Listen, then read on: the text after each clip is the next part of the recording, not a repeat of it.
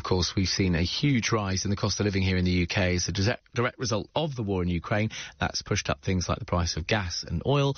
We know our energy bills are due to rise 80% next month.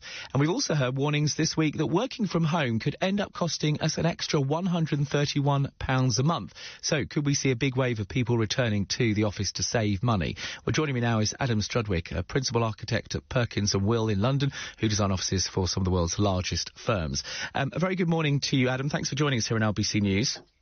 Good morning, Chris. So businesses spending the last year adapting to hybrid working. If employees are now considering returning to the office, do you think we are going to see hybrid designed offices to cope with staff?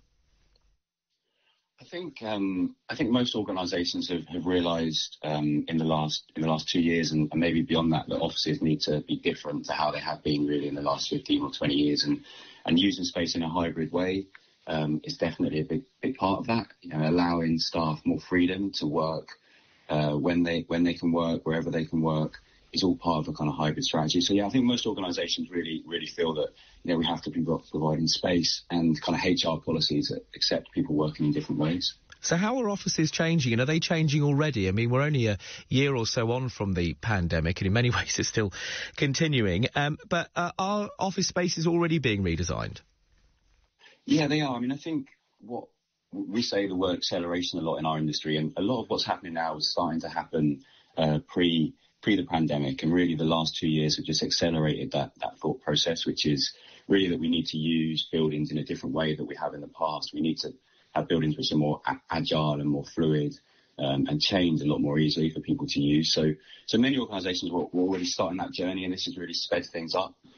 So most people have plans in place or are putting plans in place to deliver services in a slightly different way for their staff.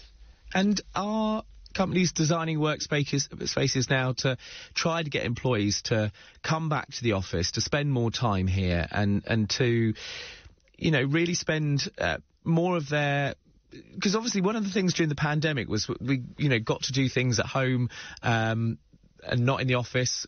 We got to spend more time at home. Are workspaces trying to be a combination of the two in some ways?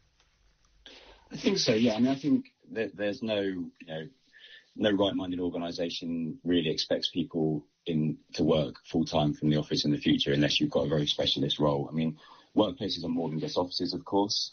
People work in loads of different places.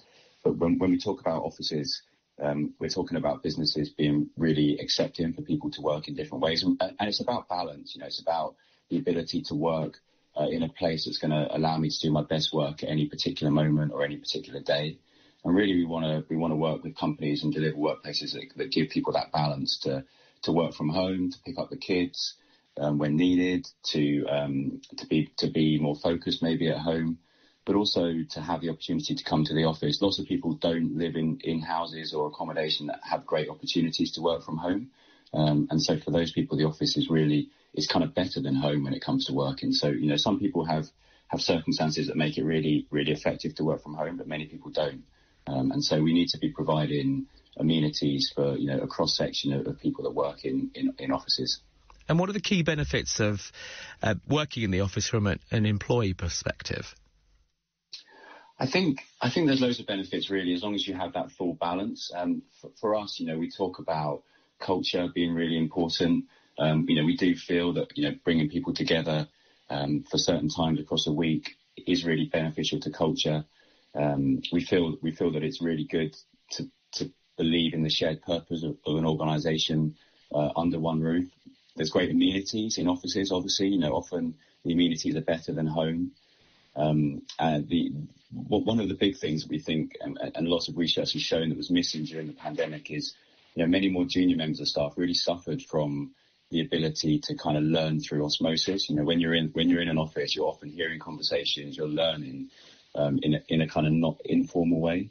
A lot of those things are really hard to do remotely. And so, you know, there's benefits from a cultural perspective. There's benefits from an employer growth perspective.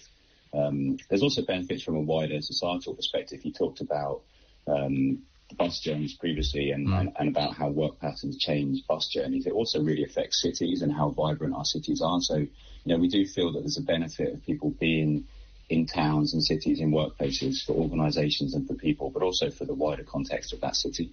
Well, fascinating talking to you, Adam. Thank you so much for joining us here on LBC News. I wish we could talk for longer, but for reasons of time, I'll have to say goodbye. That is Adam Strudwick, Principal Architect there at Perkins&Will London, who design offices for some of the world's largest firms. This is LBC News.